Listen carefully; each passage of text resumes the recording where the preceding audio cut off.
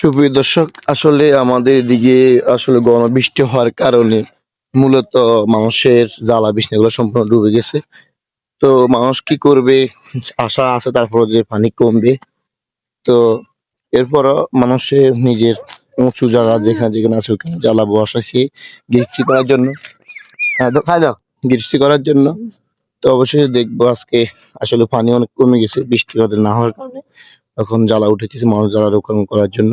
তো চলুন জ্বালা কিভাবে উঠে আমরা দেখবো। কি করণের?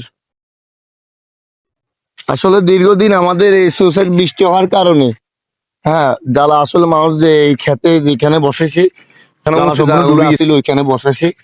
আসলে গৃহস্থী মানুষ সবাই করতো, কিন্তু অনেক মানুষ অনেক গৃহস্থ কিন্তু আসলে গৃহস্থী করতে পারতেছে না এলাকা। কারণ গেছে বারের মতন গৃহস্থী অনেক মাইর যেতেছে, গেছে বার তো পুরোই মাইর গেছে না। হ্যাঁ, তারপরে এখন মোটামুটি ইনশাল্লাহ পানি আমাদের সোসাইটি পানি কমে যাওয়ার কারণে মানুষ এখন একটা আশা ভরসা আছে যে ইনশাল্লাহ কৃষি করা যাবে।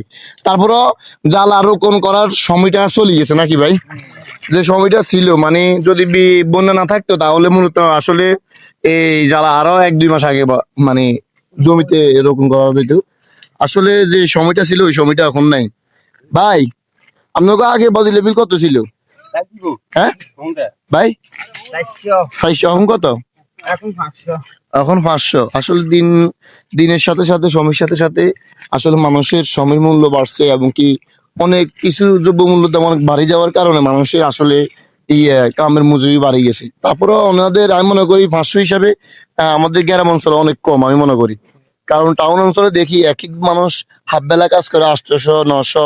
হ্যাঁ, গ্রাম হিসাবে গ্রামের কাম আর কি। তো এই ভিডিওটি কেমন লাগছে অবশ্যই বলবেন আমাদেরকে, আর ভালো লাগলে অবশ্যই সাথে থাকবেন।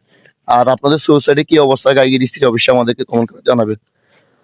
ঠিক আছে ভাই, তো কাজ করেন কেন? তাহলে তো আসুন তো ভালো কেন?